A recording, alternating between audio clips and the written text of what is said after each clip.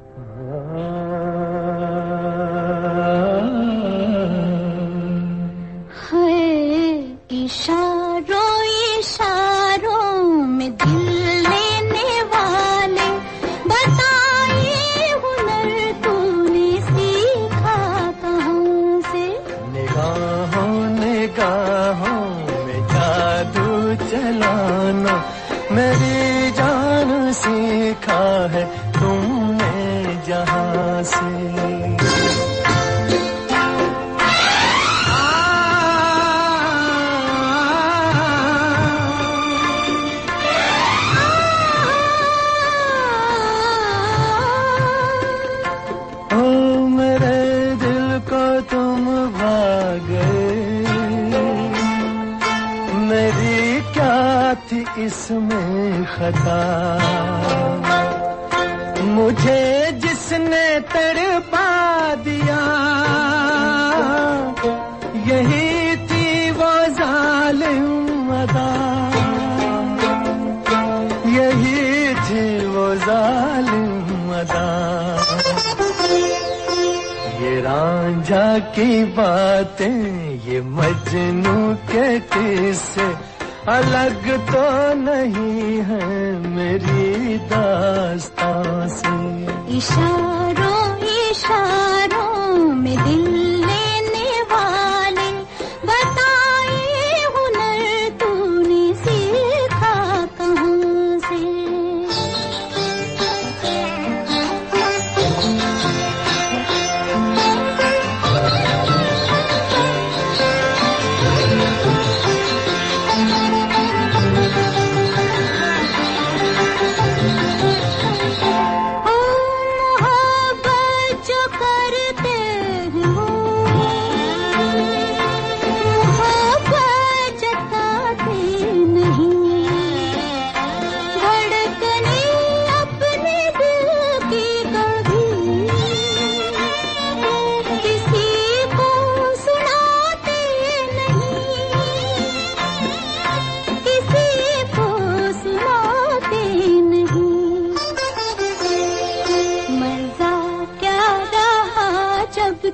खुद कर दिया हो मोहब्बत का इज़हार अपनी जुबान से। निगाहों निगाहों में जादू चलाना मेरी जान सीखा है तुमने कहाँ से।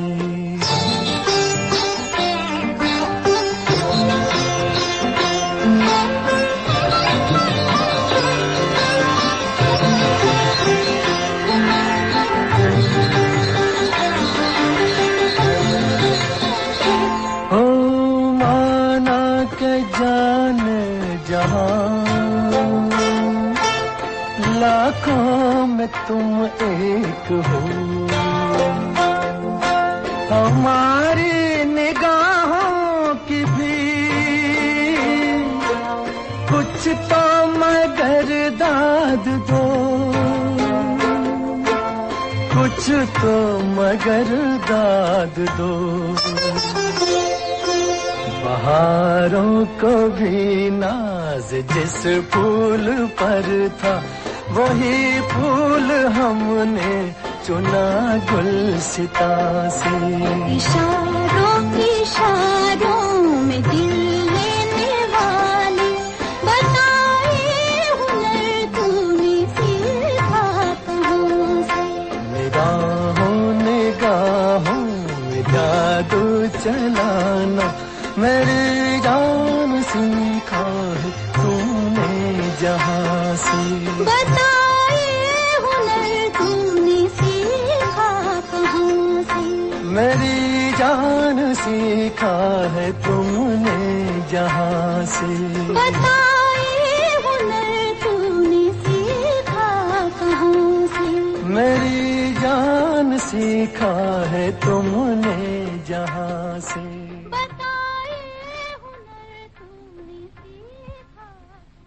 वार्षिक उत्सव जैसा होता है वैसा हो गया, लेकिन उस गाने का असर कई लोगों के दिल पे बड़ा ही लंबे समय तक रहा। जाहिर सी बात है कि जब सुनने वालों के दिल में उसका असर रहा होगा, तो जिन्होंने गाना गाया उनके दिल का हाल क्या हुआ होगा।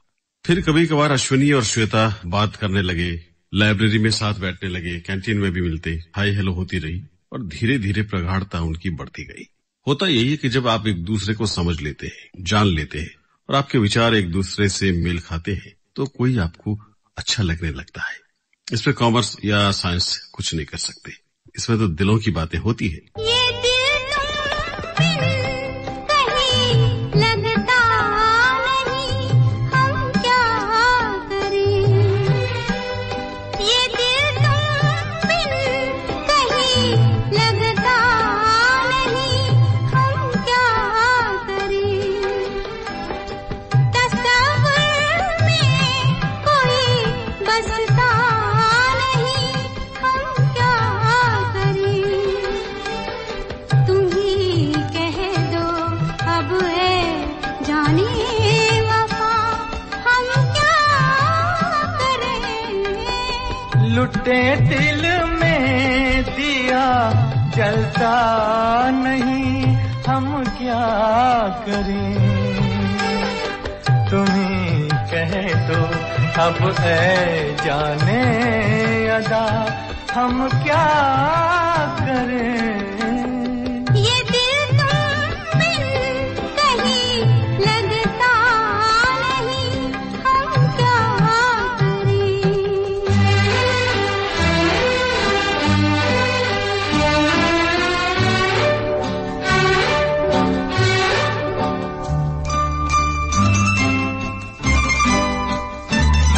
किसी के दिल में बस के दिल को तड़पाना नहीं अच्छा।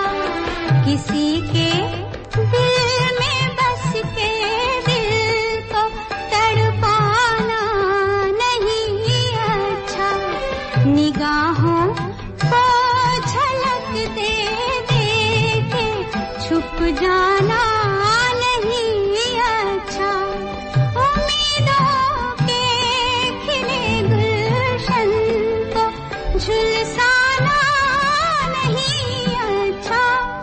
हमें तुम बिन कोई जचता नहीं, हम क्या करें। तुम ही कह दो अब है जाने वफा, हम क्या करें। लुटे दिल में दिया जलता नहीं, हम क्या करें।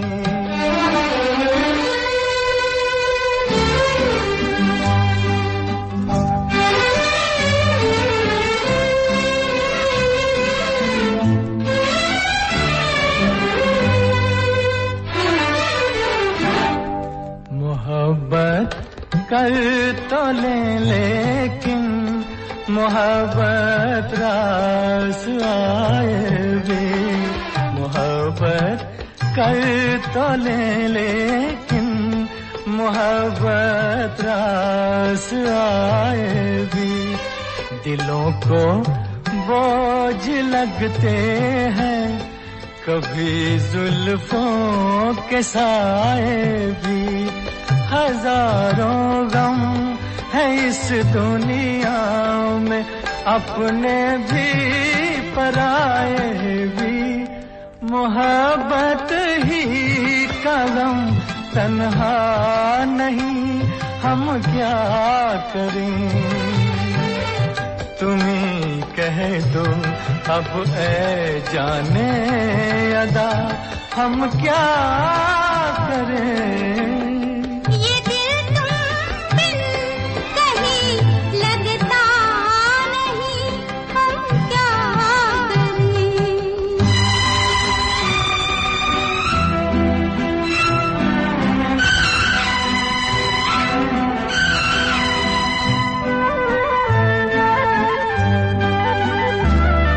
बुझा दो आग दिल की, इसे खुलकर हवा दे दो।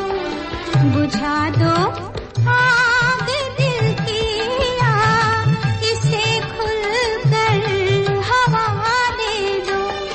जो इसका मोल दे पाए, उसे अपनी वफा दे दो।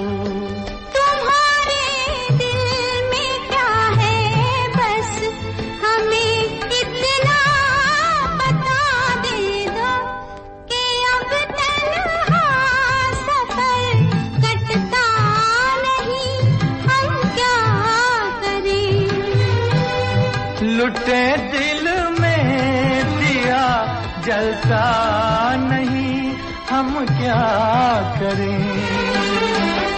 ये दिल तुम बिन कहीं लगता नहीं, हम क्या करें।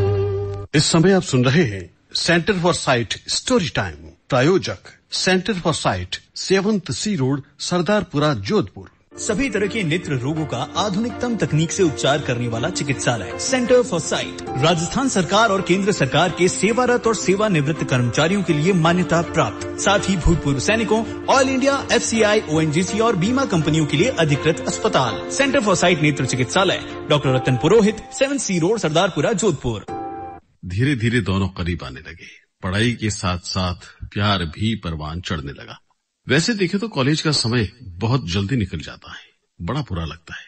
3 साल, और कोई PG करे तो 5 साल, लेकिन 5 साल में तो समझ आती तब तक कॉलेज खत्म हो जाता है।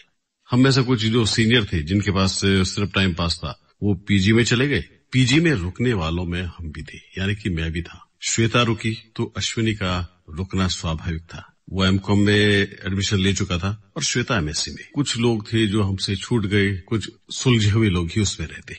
अश्विनी और श्वेता दोनों को लगभग पूरी कॉलेज बहुत अच्छे से जानती थी।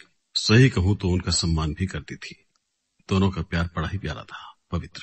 दोनों मिलते सबके साथ मिलजुल रखते, पढ़ने में अच्छे थे, व्यवहार उनका बहुत अच्छा था और समझ सबसे अच्छी थी। और ये सबको पता था कि दोनों शादी करेंगे। PG करने के बाद सब अपने अपने गंतव्य को चले गए, कंपटीशन की तैयारी में चले गए, या आगे के जीवन को संवारने के लिए जो कुछ करना पड़ता है, तमाम लोग उसमें चले गए। कुछ यार दोस्त जो मेरे बहुत करीबी थे, हरीश था, जिसमें जयपाल था, योगेंद्र था, शिवजी, कन्नू, ये सभी लोग तो आज तक मेरे साथ है ही। अश्विनी और श्वेता चले गए, कोई ज्यादा हमने खोज खबर भी नहीं की। कॉलेज से निकले एक लंबा अरसा बीत गया। बाल पकने लगे थे और चेहरे पे कुछ निशान आने लगे थे। एक काम से मुझे जयपुर जाना पड़ा। जिस ऑफिस में मुझे काम था वहां मैं दाखिल हुआ। चपरासी को मैंने पूछा, अधिकारी महोदय कहाँ बैठते हैं? उसने इशारा किया, सामने वाले कमरे में। मैंने अपना नाम लिखकर भेजा। वापस आके चपरासी ने कहा कि आप अंदर जाइए, आपको बुला रहे हैं। गुस्सा, सामने जो चेहरा मुझे दिखा बहुत जाना पहचाना था। बैठने के बाद उन्होंने मेरा काम पूछा। मैंने काम बताया, अपना ऑफिस का ये काम। सामने बैठे अधिकारी ने घंटी बजाई, चपरासी के साथ पानी मंगवाया और बड़े ही तकल्लुफ से पूछा कि आप चाय लेंगे? मैंने कहा जी, चाय लेंगे। जी, अगर आप पिला सके तो। दोनों के बीच खामोशी पसरी थी। तभी मुझे ऐसा लगा कि ये चेहरा बहुत जाना पहचाना क्यों लग रहा है। तो मैंने वैसे ही पूछा कि सर आप बुरा नहीं माने तो कुछ पूछूं आपसे। उनके चेहरे पे थकान जैसी दिखाई दे रही थी। सर उठा के देखा और कहा कि हाँ बोलिए ना। मैंने कहा आपने पढ़ाई कहाँ से की है? उन्होंने कहा जोधपुर से। कॉमर्स में शायद आपने की? हाँ, कॉमर्स में किया मैंने, एमकॉम किया है। मैंने झिझकते हुए कहा कि सर वैसे तो आपका बाहर जो नाम लिखा है वो है सोमदेव, लेकिन अगर बुरा नहीं माने तो एक बात पूछना चाह रहा हूँ। उन्होंने कहा हाँ बोलिए ना। मैंने कहा एक हमारे साथ बिल्कुल आप जैसा ही लड़का पढ़ा करता था, अश्विनी। मेरा इतना कहना हुआ तो उन्होंने कहा आनंद। मैं उछल पड़ा। मैंने कहा अश्विनी। दोनों क्षण भर के लिए आवाक रह गए। पुरानी यादें फिर से ताजा हो गई। मैंने कहा सोमदेव और अश्विनी ये क्या चक्कर है? उसने कहा बताता हूँ यार, पहले चाय पी ले। वो अपनी कुर्सी छोड़कर सोफे पे आए चपरासी को बुलाया और ये कहा कि जब तक हम दोनों बैठे हैं दूसरा अंदर कोई नहीं आ पाए। बस कॉलेज के दिन फिर से याद आ गई। दोनों की बातें शुरू हो गई। बातों बातों में मैंने कहा कि अश्विनी ये नाम क्यों बदला और श्वेता कैसी है? जैसे ही मैंने ये कहा श्वेता कैसी है, अश्विनी का चेहरा फिर से उतर गया। कहा श्वेता पता नहीं कैसी है, कहाँ है, मुझे कुछ नहीं पता। अब बारी चौंकने की मेरी थी। मैंने कहा ये क्या जवाब हुआ? तुम दोनों तो भाई शादी करने वाले थे, हम लोग तो मान बैठे थे शादी कर चुके होंगे। नहीं आनंद, पहले मुझे भी लगा था। अश्विनी ने कहना शुरू किया, यार आनंद, जीवन कहाँ से शुरू होता है कहाँ ले आता है कुछ पता नहीं चलता। पहले मुझे ये लगा था कि हम दोनों शादी कर ही लेंगे। जब हमारी पीजी हो गई मैं जॉब में आ गया। उसके बाद मैं श्वेता के फादर से मिलने गया, लेकिन श्वेता के फादर बिल्कुल मेरी बात सुनने के मूड में ही नहीं थे और उन्हें ये कतई मंजूर नहीं था कि श्वेता की और मेरी शादी हो। मैंने लाख समझाया, मेरे पिताजी ने भी समझाया, लेकिन श्वेता के पिताजी नहीं माने। मैं हार गया और सच कहूं तो टूट गया। जहां जॉब लगी थी जोधपुर में, अपना तबादला मैंने बहुत दूर शहर में करवा लिया। घर वालों की अनुमति ले ली और ये भी कहाया कि मेरे फोन नंबर आप किसी को नहीं दीजिएगा। श्वेता के जाने के बाद मैंने शादी नहीं करने का फैसला किया आनंद। श्वेता के अलावा मुझे कोई लड़की अच्छी नहीं लगती और ऐसे ही चले जाएंगे। कभी कभार घर वालों से पता चलता कि श्वेता आती थी घर पे, लेकिन चूंकि मैंने कसम दिला रखी थी तो वो बात भी आई गई होगी। धीरे धीरे श्वेता का आना कम हुआ और मैं बीती बातें धीरे धीरे भूलने लगा। वैसे भूलना बड़ा मुश्किल था आनंद। हम छोड़ चले हैं महफिल को, याद आए कभी तो मत रोना। हम छोड़ चले हैं महफिल को, याद आए कभी तो मत रोना। इस दिल को तसल्ली दे लेना, घबराए कभी तो मत रोना। हम छोड़ चले हैं महफिल को।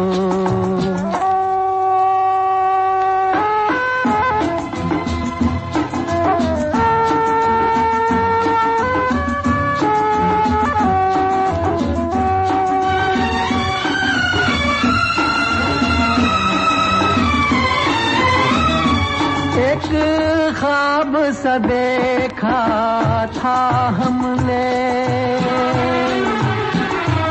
एक ख्वाब सा देखा था हमने। जब आँख खुली तो टूट गया, जब आँख खुली तो टूट गया। ये प्यार तुम्हें सपना बनकर तड़पाए कभी तो मत रोना। हम छोड़ चले हैं महफिल को।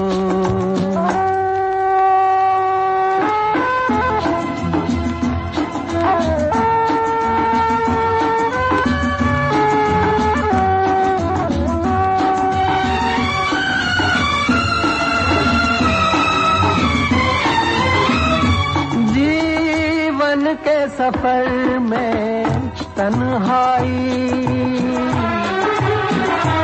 जीवन के सफर में तन्हाई।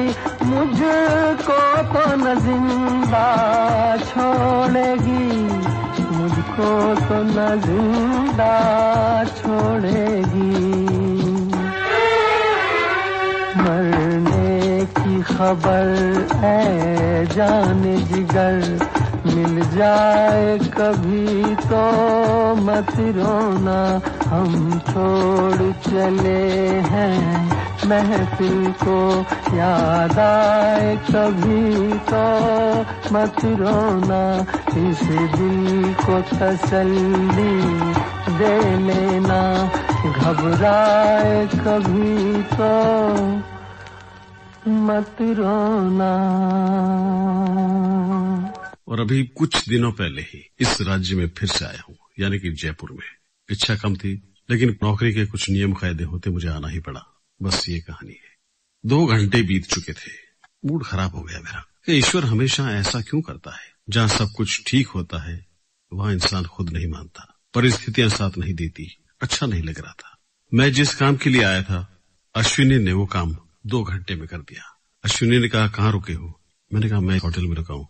उसने बड़े अधिकार पूर्वक कहा कि तुम्हें शर्म नहीं आती? एक दोस्त के होते हुए तू होटल में रुका है। तुरंत अपना बोरिया बिस्तर लेके अभी आ मेरे ऑफिस, और यहाँ से चलेंगे मेरे घर। इस प्यार के आगे तो सभी लोग झुक जाते हैं, नतमस्तक होते ही हैं। अश्विनी चूंकि नया नया ही इस शहर में आया था, शाम का खाना हमने बाहर खाने की सोची। एक अच्छे से रेस्टोरेंट जो शहर से थोड़ा सा दूर था, वहां जाकर हमने खाना ऑर्डर किया। खाना खाते खाते मैंने देखा कि हमारे ठीक सामने की टेबल पर एक ग्रुप और आके बैठा है। उसमें कुछ लड़कियां थी, कुछ लड़के थे और कुछ बड़ी उम्र के लोग भी थे उसमें। हम लोग खाना निपटा चुके थे, उठ के रवाना हुए। जब काउंटर पे हम दोनों लोग खड़े थे तो उसी ग्रुप में से एक महिला काउंटर पे आई। अश्विनी ने गौर नहीं किया, मैंने गौर किया कि ये चेहरा भी मुझे कुछ जाना पहचाना लग रहा है। 1 मिनट के लिए ठिठका, लेकिन आगे बढ़ गए हम लोग। पेमेंट हो चुका था। अश्विनी ने कहा, चलो आनंद चलते हैं। हम लोग निकले, लेकिन न जाने क्या हुआ, फिर से लौट के आया। मैंने कहा, अश्विनी 1 मिनट तुम यही रुको, मैं आता हूँ। लौट के काउंटर पे गया और जो औरत वहां पर खड़ी थी उसको देखने लगा। तो बड़े ही अदब के साथ उसने कहा कि हाँ कहिए, कुछ कहना है? जी अगर आप बुरा नहीं माने। तो उस महिला ने कहा कि कहिए ना, बुरा क्या मानना, मैं आपको जानती भी नहीं हूँ, ना आप मुझे जानते हैं, मैं कुछ बात आपसे पूछना चाह रहा हूँ। उससे कहा, बोलिए। अब उसके चेहरे पर आश्चर्य के भाव थे। मैंने कहा, मेरा नाम आनंद है, मैं जोधपुर से आया हूँ। जोधपुर के नाम से उस महिला के चेहरे पर जो चमक आई वो मैं आज तक नहीं भूला हूँ। हाँ कहिए, मैं भी जोधपुर की हूँ। मैंने कहा, क्या मैं आपका नाम पूछ सकता हूँ? तो उसने बड़ी शालीन तरीके से कहा, हाँ क्यों नहीं, मेरा नाम श्वेता है। मैंने कहा, श्वेता, एमएससी किया आपने जोधपुर से? उसने गौर से मेरे चेहरे की तरफ देखा। आनंद तुम? मैंने कहा, हाँ श्वेता मैं। तुम यहाँ? श्वेता ने कहा, मैं जबलपुर से यहाँ किसी से मिलने आई थी, ये सारी मेरी बुआ की फैमिली है, तो हम लोग खाना खाने निकले थे आज। मैंने कहा, श्वेता एक चाय हम पी सकते हैं? उसने कहा, हाँ बिल्कुल, मुझे अच्छा लगेगा। हम लोग बैठे। अश्विनी गाड़ी के पास खड़ा था। बातों का सिलसिला, फिर पुराने दोस्तों की बातें, पढ़ाई की बातें, नौकरी की बातें, अब परिवार की बातें। तो बातों बातों में मैंने कहा कि श्वेता क्या करते हैं तुम्हारे हस्बैंड? श्वेता ने कहा कि हस्बैंड? मैंने कहा, कुछ अनहोनी बात तो नहीं कह दी मैंने? फिर उसी ने कहा कि आनंद ऐसा कुछ नहीं है, मैंने शादी ही नहीं की। मैं उछल पड़ा। मैंने कहा, क्या बात करते हो? तो फिर वो अश्विनी की उसकी लंबी कहानी है। अश्विनी आया था मेरे घर शादी की बात करने। पापा मेरे पुराने विचारों की थे, उन्होंने किसी भी सूरत में ये शादी नहीं करने की ठान रखी थी। हार के अश्विनी मेरी दुनिया से दूर चला गया। मैंने लाख समझाया, 2-3 साल समझाती रही, लेकिन पापा नहीं माने। रिश्ते आते रहे, लेकिन अश्विनी के जाने के बाद मेरे जीवन में कोई उमंग बाकी नहीं थी। मैंने जिंदगी भर शादी नहीं करने का फैसला किया। जबलपुर मौसी के यहाँ चली गई और वहां प्रोफेसर हो गई। अब जिंदगी वैसी नहीं आनंद। मैंने कहा, रुको 1 मिनट। मैं बाहर गया। अश्विनी मोबाइल पे किसी से बात कर रहा था। मैंने कहा, अश्विनी 1 मिनट मेरे साथ आओ। अश्विनी ने कहा, क्या बात है? मैंने कहा, आओ तो सही। अश्विनी को लेके मैं आया। उसी टेबल पर बैठे दोनों ने एक दूसरे के सामने देखा। अश्विनी, श्वेता, श्वेता, अश्विनी। कितना सुकून मिला दोनों के मुंह से एक दूसरे का नाम सुनकर। दोनों के चेहरे पर मायूसी भी छा गई। मैंने कहा, मायूस होने की जरूरत नहीं है, ये जरूरत है कॉफी पीने की। 3 कॉफी मंगाइए। मैंने वेटर को आवाज दी, कॉफी आ गई। फिर मैंने शुरू किया, श्वेता, अश्विनी ने आज तक शादी नहीं की है, और अश्विनी, श्वेता आज तक तुम्हारे इंतजार में है। उम्र के इस पड़ाव में मोहब्बत ऐसी भी होती है, उस दिन मैंने महसूस किया। दोनों खड़े हुए एक दूसरे के गले मिल चुके थे। आंसुओं का सैलाब बह जा रहा था और मेरे मन में आनंद का सैलाब। मैंने ही कहा, शादी की तारीख कब पक्की करूं? जीवन डोर तुम भी